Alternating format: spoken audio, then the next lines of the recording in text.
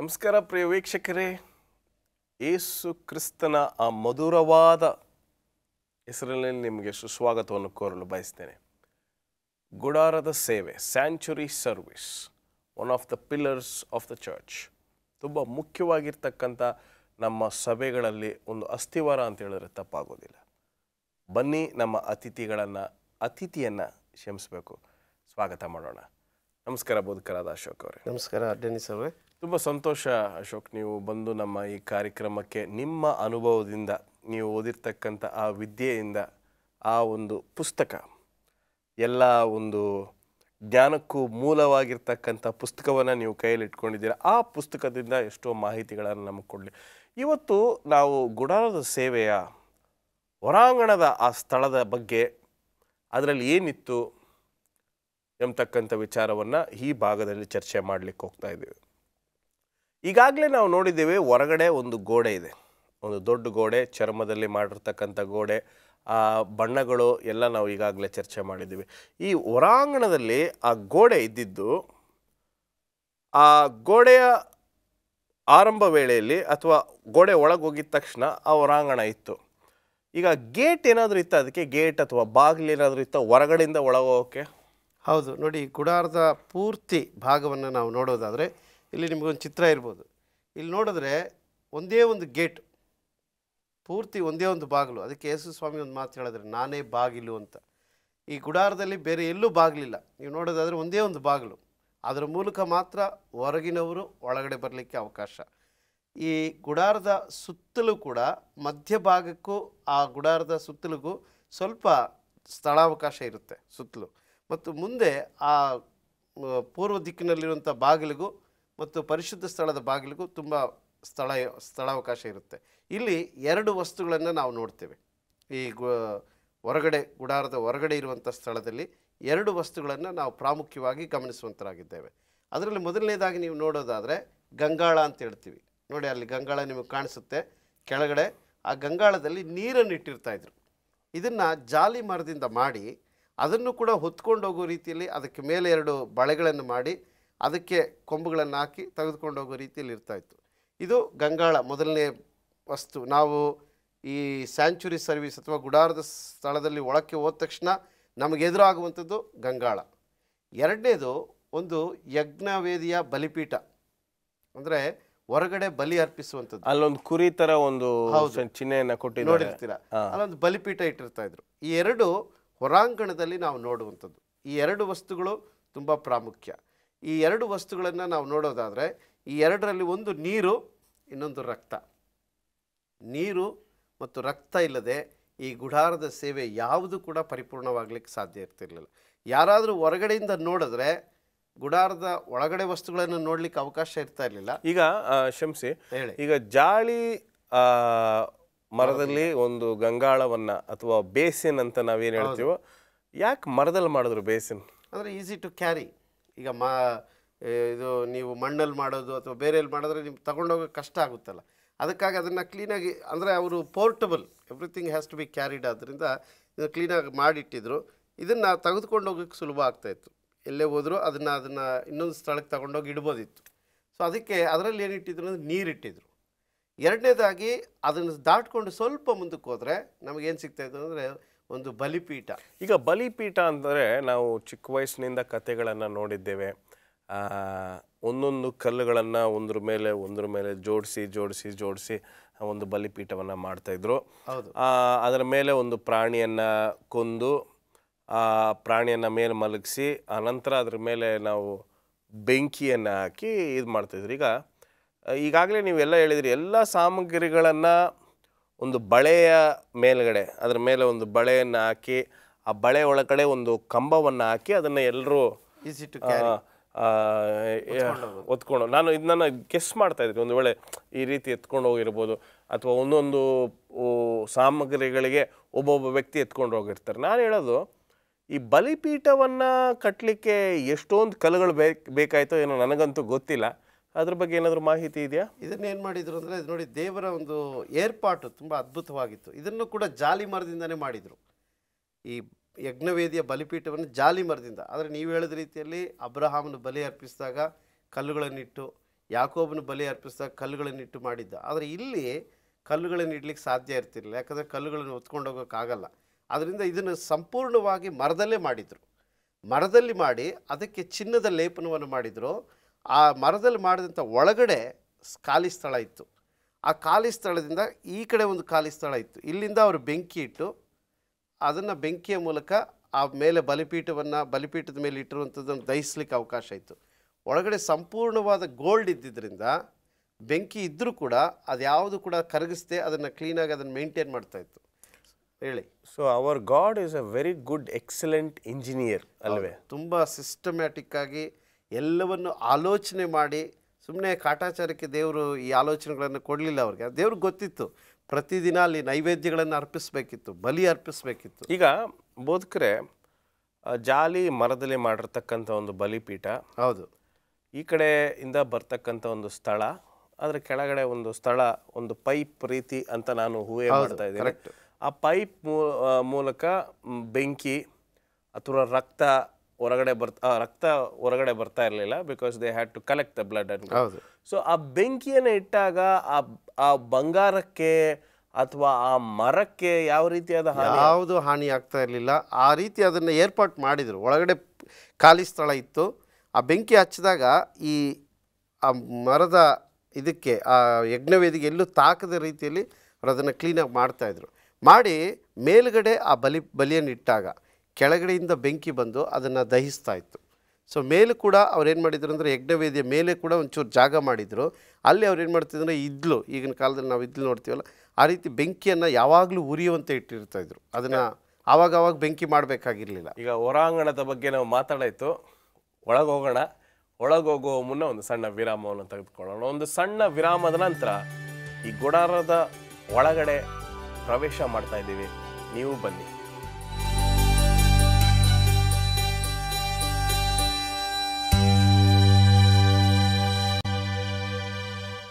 Welcome back.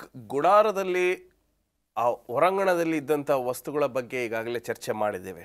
ಈ ಭಾಗದಲ್ಲಿ ಪರಿಶುದ್ಧ ಸ್ಥಳಕ್ಕೆ ಹೋಗ್ತಾ ಇದ್ದೀವಿ. ಬನ್ನಿ, ನೀವು ಕೂಡ ಭಾಗವಹಿಸಿ. ಅಶೋಕ್ ಅವರೇ, ಈಗ ಹೊರಾಂಗಣದಲ್ಲಿ ಒಂದು ಗಂಗಾಳ ಇತ್ತು, ಅದು ಜಾಲಿ ಮರದಲ್ಲಿ ಮಾಡಿರ್ತಕ್ಕಂಥದ್ದು, ಅದಕ್ಕೆ ಬಳೆಗಳಿತ್ತು, ಅದರೊಳಗೆ ನೀರಿತ್ತು. ಅದಾದ ನಂತರ ಒಂದು ಬಲಿಪೀಠವಿತ್ತು, ಅದು ಮರದಲ್ಲಿ ಮಾಡಿರ್ತಕ್ಕಂಥದ್ದು, ಚಿನ್ನದಲ್ಲಿ ಲೇಪನೆ ಮಾಡಿರ್ತಕ್ಕಂಥ ವಿಚಾರವನ್ನು ನೀವು ಹೇಳಿದ್ದೀವಿ. ಈಗ ನಮ್ಮ ಈ ದೂರದರ್ಶನ ಪೆಟ್ಟಿಗೆ ಅಂತ ನಾವು ಹೇಳ್ತೀವಿ, ಟೆಲಿವಿಷನಲ್ಲಿ ನಾವು ನೋಡ್ತಾ ಇದ್ದೀವಿ. ಅದಕ್ಕೆ ಮುಂಚಿತವಾಗಿ ನಾವು ನೋಡೋದಾದರೆ ಪರಿಶುದ್ಧ ಸ್ಥಳ ಇದೆ. ಹೌದು. ಪರಿಶುದ್ಧ ಸ್ಥಳ ಅಂದರೆ ಏನು ನೋಡಿ? ಪರಿಶುದ್ಧ ಸ್ಥಳ ಅಂದರೆ ಇಲ್ಲಿ ನಾವು ಇಷ್ಟುವರೆಗೂ ಏನು ಹೇಳಿದ್ವಿ ಅದನ್ನು ಹೊರಗಡೆಯವರು ಕೂಡ ನೋಡ್ಬೋದು. ಆದರೆ ಒಳಗಡೆ ಪರಿಶುದ್ಧ ಸ್ಥಳದಲ್ಲಿ ಯಾರಿಗೂ ಏನು ಕಾಣಿಸಲ್ಲ. ಯಾಕಂದರೆ ಆ ಗುಡಾರದ ಮುಂಭಾಗದಲ್ಲಿ ಒಂದು ಡೇರೆಯನ್ನು ಹಾಕಿರ್ತಾರೆ. ಯಾರೂ ಒಳಗಡೆ ಎಂಟ್ರಿ ಇಲ್ಲ. ಓನ್ಲಿ ಯಾಜಕರು ಮಾತ್ರ, ವಿಶೇಷವಾದಂಥ ಯಾಜಕರು, ದೇವರಿಂದ ಆಯ್ಕೆ ಮಾಡಲ್ಪಟ್ಟಂಥ ಯಾಜಕರು, ಮೋಶೆಯಿಂದ ಪ್ರತಿಷ್ಠಿಸಲ್ಪಟ್ಟಂಥ ಯಾಜಕರು ಒಳಗಡೆ ಹೋಗ್ತಾಯಿದ್ರು. ಅಲ್ಲಿ 2 ವಸ್ತುಗಳಿರ್ತಾಯಿತ್ತು ತುಂಬ ಪ್ರಾಮುಖ್ಯವಾಗಿ. ಒಂದು ಮೇಜು, ಟೇಬಲ್ ಅಂತ ಏನು ಹೇಳ್ತೀವಿ. So I am just guessing, so ಅದು ಕೂಡ ಜಾಲಿ ಮರನೇನ? ಖಂಡಿತವಾಗ್ಲೂ ಜಾಲಿ ಮರ. ಅದರ ಮೇಲೆ ಬಂಗಾರದ ಕೋಟಿಂಗ್, ಲೇಪನ ಮಾಡಿದರು. ಸಂಪೂರ್ಣವಾಗಿ ಲೇಪನ ಆಗಿತ್ತು. ಅದಕ್ಕೂ ಕೂಡ 4 ಮೂಲೆಗಳಲ್ಲಿ ಬಳೆಗಳನ್ನು ಇಟ್ಟಿದ್ದರು. ಅದರ ಮೇಲೆ ಒಂದು ಕೋಲನ್ನು ಹಾಕ್ಬಿಟ್ಟು ತೆಗೆದುಕೊಂಡು ಹೋಗುವಂಥ ಒಂದು ಏರ್ಪಾಟಿತ್ತು. ಇದು ಮೇಜು. ನಂತರ ಅಲ್ಲಿ ದೀಪಸ್ತಂಭ ಅಂತಿತ್ತು, 7 ದೀಪಸ್ತಂಭಗಳು. ಅದರಲ್ಲಿ ದೀಪಸ್ತಂಭವನ್ನು ತುಂಬ ಚೆನ್ನಾಗಿ ಮಾಡಿದರು. ಆ ಕಾಲದಲ್ಲಿ ಕಸೂತಿ ಕೆಲಸ ಅಂತ ನಾವೇನು ಹೇಳ್ತೀವಿ ನೋಡಿ, ನಿಮಗೆ ಮೇಲೆ ದೀಪಸ್ತಂಭ ಕಾಣ್ಬೋದು. ಆ ದೀಪಸ್ತಂಭವನ್ನು 7 ದೀಪಸ್ತಂಭಗಳು ಬರುವ ರೀತಿಯಲ್ಲಿ, ಬಾದಾಮಿ ಹಣ್ಣಿನ ರೀತಿಯಲ್ಲಿ ಬರೋ ರೀತಿಯಲ್ಲಿ ಅದನ್ನು ಚೆನ್ನಾಗಿ ಕೆತ್ತಿದ್ರು. ಕೆತ್ತನೆ ಕೆಲಸ ಕೂಡ ಅವ್ರು ಚೆನ್ನಾಗಿ ಗೊತ್ತಿತ್ತು. ಅಂದರೆ ಗೋಲ್ಡ್ ಸ್ಮಿತ್ ಅದನ್ನು ಕೂಡ ಚೆನ್ನಾಗಿ ಮಾಡಿದರು. ಮಾಡಿ ಈ ದೀಪಸ್ತಂಭ ಮತ್ತು ಟೇಬಲ್, ಇದು ಪರಿಶುದ್ಧ ಸ್ಥಳದಲ್ಲಿ ಇರುವಂಥ ಒಂದು ಪ್ರಾಮುಖ್ಯವಾದ 2 ವಸ್ತುಗಳು. ಇಲ್ಲಿ ನಾವು ನೋಡುವಂಥದ್ದೇನು ಅಂದರೆ 2. ಮೊದಲನೇ ಅಂಗಳದಲ್ಲಿ ನಾವು ನೋಡಿದ್ವಿ ನೀರು, ರಕ್ತ. ಇಲ್ಲಿ ಒಳಗಡೆ ನೀವು ನೋಡೋದಾದರೆ ದೀಪ, ಆಹಾರ. ನೋಡಿ, ದೇವರು ಎಷ್ಟು ಕ್ಲೀನಾಗಿ ಅದನ್ನು ಪ್ಲ್ಯಾನ್ ಮಾಡಿಕೊಂಡು ಎಂಟ್ರಾಗ್ತಿರೋವಾಗಲೇ ಎಷ್ಟು ಪರಿಶುದ್ಧವಾಗಿರಬೇಕು ಒಳಗಡೆ. ನಾವು ಎಲ್ಲೇ ಹೋಗಲಿ ಬೆಳಕು ತುಂಬ ಪ್ರಾಮುಖ್ಯ. ಯಾವುದೇ ಮನೆ ಕಟ್ಟಲಿ ಅಥವಾ ಯಾವುದೇ ದೇವಸ್ಥಾನ ಕಟ್ಟಲಿ, ಬೆಳಕು ಪ್ರಾಮುಖ್ಯ. ಅದಕ್ಕಾಗಿ ಒಳಗಡೆ ದೇವರು ಈ ಬೆಳಕನ್ನು ಏರ್ಪಾటు ಮಾಡಿದರು. ನಂತರ ಆಹಾರ, 2 ಕೂಡ ಈ ಪರಿಶುದ್ಧ ಸ್ಥಳದಲ್ಲಿರುವಂಥ ವಿಶೇಷವಾದಂಥ ವಸ್ತುಗಳು. ಇಲ್ಲಿ ನಾವು ಗಮನಿಸಬೇಕಾಗಿರೋದೇನೆಂದರೆ, ಈ ದೀಪಸ್ತಂಭಕ್ಕೆ ಎಣ್ಣೆ, ಅದನ್ನು ಶ್ರೇಷ್ಠವಾದ ಎಣ್ಣೆ ಮರಗಳನ್ನು ತೆಗೆದು ಅದನ್ನು ಅವ್ರು ಏನು ಮಾಡ್ತಿದ್ರು ಅಂದರೆ, ನಾವು ಆಲಿವ್ ಆಯಿಲ್ ಅಂತ ಹೇಳ್ತೀವಿ, ಅದನ್ನು ಉಪಯೋಗಿಸ್ತಾಯಿದ್ರು. ಒಲಿವ ಎಣ್ಣೆ, ಆ ಒಲಿವ ಎಣ್ಣೆಗಳನ್ನು ಆ ಮರಗಳಿಂದ ಆ ಬೀಜಗಳನ್ನು ತಂದು ಕುಟ್ಟಿ ಯಾಜಕರು ಮಾತ್ರ ಆ ಎಣ್ಣೆನ ತೆಗಿಬೇಕಿತ್ತು. ಇನ್ನೊಂದು, ಈ ದೀಪಸ್ತಂಭ ಯಾವತ್ತೂ ಆರಿ ಹೋಗಬಾರ್ದು, ಅದು ಯಾವತ್ತೂ ಬೆಳಗ್ತಾ ಇರಬೇಕು. ಅದನ್ನು ಆರಿ ಹೋಗೋಕ್ಕೆ ಬಿಡದ ರೀತಿಯಲ್ಲಿ ಅವ್ರು ನೋಡ್ಕೊಳ್ಬೇಕಿತ್ತು. ಸೊ ಅದನ್ನು ಕೂಡ ಒಂದು ಬಳೆಗಳನ್ನು ಹಾಕಿ ಎತ್ಕೊಂಡು ಹೋಗ್ತಾ ಇದ್ರ ಅಥವಾ ಬೇರೆ ಏನಾದರೂ? ಹೌದು, ಅದನ್ನು ಕೂಡ ಈಸಿಯಾಗಿ ಕ್ಯಾರಿ ಮಾಡುವಂತೆ ಅದನ್ನು ಬಳೆ ಇರಲಿಲ್ಲ, ಅದಕ್ಕೆ ಅವರು ಮಧ್ಯದಲ್ಲಿ ಹಿಂಗೆ ಹಿಡ್ಕೊಂಡು ಎತ್ಕೊಂಡು ಹೋಗ್ಬೋದಿತ್ತು. ಯಾಕೆ 7 ದೀಪಗಳಿತ್ತು? ನೋಡಿ, 7 ಅನ್ನೋದು ಸತ್ಯವೇದದಲ್ಲಿ ಒಂದು ಪರಿಪೂರ್ಣ ಸಂಖ್ಯೆ. 7 ದಿನಗಳು, 7 ದೇವದೂತರು, ಈ ರೀತಿ ಪ್ರತಿಯೊಂದನ್ನು ನಾವು 7 ಪರಿಶುದ್ಧತೆ ಅಂತ ನಾವು ಏನು ಗಮನಿಸ್ತೀವಿ. ಅದಕ್ಕಾಗಿ 7 ದೀಪಸ್ತಂಭಗಳನ್ನು ಈ ಒಳಗಡೆ ಪರಿಶುದ್ಧ ಸ್ಥಳದಲ್ಲಿ ಈ 2 ಮಾಡಿದರು. ನಂತರ ಪರಿಶುದ್ಧ ಸ್ಥಳಕ್ಕೂ ಅತಿ ಪರಿಶುದ್ಧ ಸ್ಥಳಕ್ಕೂ ಮಧ್ಯದಲ್ಲಿ ಒಂದು ಡೇರೆ ಇತ್ತು. ಇಲ್ಲಿ ಧೂಪವೇದಿಯ ಯಜ್ಞವನ್ನು ಮಾಡಿದರು. ಹೊರಗಡೆ ನಾವು ನೋಡಿದ್ವಿ ಬಲಿಪೀಠದ ಯಜ್ಞವೇದಿ, ಇಲ್ಲಿ ಧೂಪವರ್ಣದ ಯಜ್ಞವೇದಿ, ಅಂದರೆ ಧೂಪ ಹಾಕಲಿಕ್ಕೆ. ಇಲ್ಲಿ ಧೂಪ ಹಾಕಿದ್ರೆ ಆ ಧೂಪದ ವಾಸನೆ ಅತಿ ಪರಿಶುದ್ಧ ಸ್ಥಳಕ್ಕೆ ಹೋಗ್ತಾಯಿತ್ತು. ಅಂದರೆ ಈ ಕರ್ಟನ್ ಹಾಕಿದ್ರು, ಆ ಕರ್ಟನ್ ದಾಟಿ ಆ ವಾಸನೆ ಆ ಕಡೆ ಹೋಗ್ತಾಯಿತ್ತು. ಈ ಪರಿಶುದ್ಧ ಸ್ಥಳದಲ್ಲಿ 3, ನೀವು ಇದಕ್ಕೆ ಮುಂಚೆ ಒಂದು ಪ್ರಶ್ನೆ ಕೇಳಿದ್ರಿ, ಈ ಬಲಿಪೀಠದಲ್ಲಿ ಬೆಂಕಿಯನ್ನು ಯಾವ ರೀತಿ ಇಡ್ತಾಯಿದ್ರು, ಇದೇ ಸಿಸ್ಟಮ್ನ ಒಳಗಡೆ ಧೂಪಾರಾಧಿಕೆ ಯಜ್ಞವೇದಿಯಲ್ಲಿ ಕೂಡ ಅವರು ಧೂಪ ಹಾಕಬೇಕಾದ್ರೆ ಬೆಂಕಿಯನ್ನು ಉಪಯೋಗಿಸ್ತಾಯಿದ್ರು. ಆದರೆ ಎಲ್ಲೂ ಕೂಡ ಆ ಮರಕ್ಕಾಗಲಿ ಆ ಗೋಲ್ಡ್ಗಾಗಲಿ ಎಲ್ಲೂ ಎಫೆಕ್ಟ್ ಆಗದಂಗೆ ಅದನ್ನು ಮಾಡಿದರು. ಅಲ್ಲಿ ಯಜ್ಞವೇದಿಯನ್ನು ಹಾಕಿದ್ರೆ ಆ ಧೂಪ ಆ ಕಡೆ ಪರಿಶುದ್ಧ ಸ್ಥಳಕ್ಕೆ ಹೋಗ್ತಾಯಿತ್ತು. ಈಗ ನಾವು ಸಾಂಬ್ರಾಣಿ ಅಂತ ನಾವೇನು ಹೌದು ಸ್ವಲ್ಪ ಅದಕ್ಕೆ. ಈಗ ಮೇಜಿನ ಬಗ್ಗೆ ಸ್ವಲ್ಪ ಮಾಹಿತಿ ನೀಡಿ. ಎಷ್ಟು ದೊಡ್ಡ ಮೇಜಾಗಿತ್ತು, ಎಷ್ಟು ದೊಡ್ಡ ಮೇಜಾಗಿರಬಹುದಾಗಿತ್ತು? ಇದು ನೋಡಿ, ನಾವು 25ನೇ ಅಧ್ಯಾಯ ವಿಮೋಚನ ಕಾಂಡ 23ರಲ್ಲಿ, ನೀನು ಜಾಲಿ ಮರದಿಂದ ಮೇಜನ್ನು ಮಾಡಿಸಬೇಕು, ಅದು 2 ಮೊಳ ಉದ್ದವಾಗಿಯೂ 1 ಮೊಳ ಅಗಲವಾಗಿಯೂ 1.5 ಮೊಳ ಎತ್ತರವಾಗಿಯೂ ಇರಬೇಕು. ಅದಕ್ಕೆ ಚೊಕ್ಕ ಬಂಗಾರದ ತಗಡುಗಳನ್ನು ಹೊದಿಸಿ ಸುತ್ತಲೂ ಚಿನ್ನದ ಗೋಟು ಕಟ್ಟಿಸಬೇಕು. ಮೇಜಿನ ಸುತ್ತಲೂ ಅಂಗೈ ಅಗಲದ ಅಡ್ಡಪಟ್ಟಿಯನ್ನು ಮಾಡಿಸಿ ಅದಕ್ಕೂ ಚಿನ್ನದ ಗೋಟು ಕಟ್ಟಿಸಬೇಕು. 4 ಚಿನ್ನದ ಬಳೆಗಳನ್ನು ಮಾಡಿಸಿ ಮೇಜಿನ 4 ಕಾಲುಗಳಲ್ಲಿ ಹಚ್ಚಬೇಕು. ಆ ಬಳೆಗಳು ಅಡ್ಡಪಟ್ಟಿಗೆ ಹತ್ತಿಕೊಂಡಿರಬೇಕು. ಮೇಜನ್ನು ಎತ್ತುವುದಕ್ಕಾಗಿ ಕೋಲುಗಳನ್ನು ಅವುಗಳಲ್ಲಿ ಸೇರಿಸಬೇಕು. ಈ ರೀತಿ ಆ ಕೋಲುಗಳನ್ನು ಜಾಲಿ ಮರದಿಂದ ಮಾಡಿಸಿ ಅವುಗಳಿಗೆ ಚಿನ್ನದ ತಗಡುಗಳನ್ನು ಒದಗಿಸಬೇಕು. ಈಗ ನಿಮ್ಗೆ ಗೊತ್ತಾಗಿರುತ್ತೆ ಟೇಬಲ್ನ ಯಾವ ರೀತಿ ಮಾಡಿರ್ಬೋದು. ಇಲ್ಲೊಂದು ನಿಮಗೆ ಚಿತ್ರ ಇದೆ, ಅಲ್ಲಿ ಆ ಚಿತ್ರದಲ್ಲಿ ನಿಮ್ಗೆ ಗೊತ್ತಾಗುತ್ತೆ ನೋಡಿ, ಆ ಟೇಬಲ್ನ ಯಾವ ರೀತಿ ಮಾಡಿರ್ಬೋದು ಅನ್ನೋ ಒಂದು ಸಂಪೂರ್ಣವಾದ ಚಿತ್ರಣ ಆ ಕಡೆ ನಾವು ನೋಡ್ತೀವಿ. ಆ ಟೇಬಲ್ನ ಗೋಲ್ಡಲ್ಲಿ ಇದು ಮಾಡಿ ಆ ಸೈಡಲ್ಲಿ ನೀವು ನೋಡಿರ್ಬೋದು. ಅದನ್ನು ಎತ್ಕೊಂಡು ಹೋಗಲಿಕ್ಕೆ ಎಲ್ಲ ರೀತಿಯ ಅವಕಾಶಗಳು ಅದರಲ್ಲಿ ಮಾಡಿದರು. ನೋಡಿ, ಇದು ಅತಿ ಪರಿಶುದ್ಧ ಸ್ಥಳದಲ್ಲಿ ನಾವು ನೋಡುವಂಥ 3 ವಿಶೇಷವಾದಂಥ ಸಾಮಗ್ರಿಗಳು. ಈಗ ಈ ಚಿನ್ನದ ಲೇಪನೆ ಮತ್ತು ಜಾಲಿ ಮರ, ಬಳೆ, ಅದನ್ನು ತೆಗೆದುಕೊಂಡು ಹೋಗೋಕ್ಕೆ ಒಂದು ಸ್ಥಳದಿಂದ ಇನ್ನೊಂದು ಸ್ಥಳಕ್ಕೆ ಈಗಾಗಲೇ ನಾವು ನೋಡಿದ್ದೇವೆ.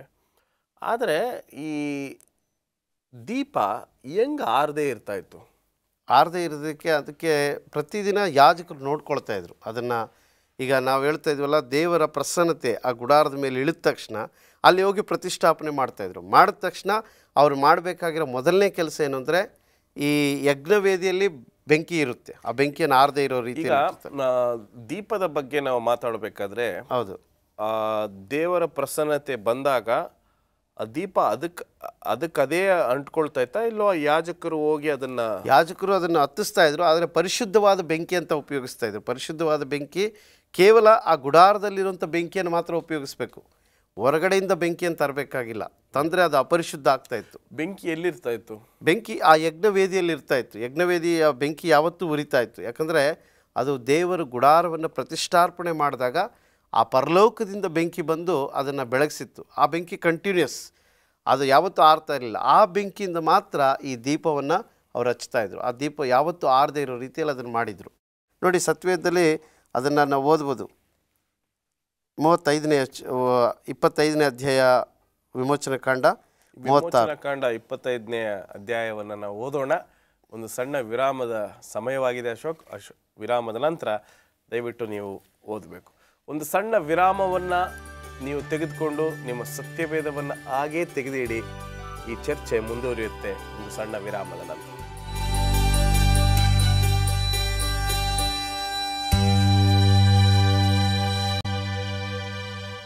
ವೆಲ್ಕಮ್ ಬ್ಯಾಕ್ ಪ್ರಿಯ ವೀಕ್ಷಕರೇ. ಬನ್ನಿ, ಹೊರಾಂಗಣ ಆಯಿತು, ಪರಿಶುದ್ಧ ಸ್ಥಳ ಆಯಿತು, ಈಗ ಮಹಾಪರಿಶುದ್ಧ ಸ್ಥಳಕ್ಕೆ ಹೋಗ್ತಾ ಇದ್ದೀವಿ. ಬರ್ತೀರಾ? ಅಶೋಕ್ ಅವರೇ, ನಾವು ವಿರಾಮಕ್ಕೆ ಹೋಗೋಕೆ ಮುನ್ನ ಒಂದು ಮುಖ್ಯವಾದ ವಚನವನ್ನು ಓದ್ತಾ ಇದ್ರಿ. ವಿರಾಮಕ್ಕೆ ಸಮಯವಾಗಿತ್ತು, ಕ್ಷಮಿಸಿ, ದಯವಿಟ್ಟು ಓದಿ. ಈಗ ಅದು ನೋಡಿ, ದೀಪಸ್ತಂಭದ ಬಗ್ಗೆ ನೀವು ಕೇಳ್ತಾ ಇದ್ರಿ. ಅದು ಬೆಂಕಿ ಯಾವ ರೀತಿ ಅಥವಾ ದೀಪಸ್ತಂಭದ ದೀಪ ಯಾವ ರೀತಿ ಉರಿತಾ ಇತ್ತು. ಇಲ್ಲಿ ವಿಮೋಚನೆ ಕಾಂಡ 27ನೇ ಅಧ್ಯಾಯ 20ನೇ ವಚನ ಓದ್ತಾ ಇದ್ದೀನಿ.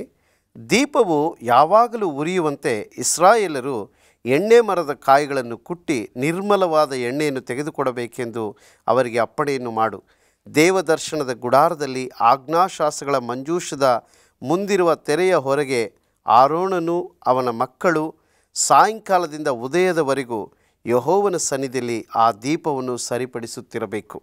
ಇಸ್ರಾಯೇಲರು ಅವರ ಸಂತತಿಯವರು ಈ ನಿಯಮವನ್ನು ಶಾಶ್ವತವಾಗಿ ಅನುಸರಿಸಬೇಕು. ಅಂದರೆ ಆ ದೀಪ ಯಾವಾಗಲೂ ಉರಿತಾ ಇರಬೇಕು, ಅದಕ್ಕೆ ಎಣ್ಣೆ ಸಪ್ಲೈ ಆಗ್ತಾನೆ ಇರಬೇಕು. ನಮ್ಮ ಡೆಲ್ಲಿಯಲ್ಲಿ ಮಹಾತ್ಮ ಗಾಂಧಿ ಸಮಾಧಿ ಮೇಲೆ ಹೌದು ಒಂದು ದೀಪ ಉರಿತಾ ಇದೆ.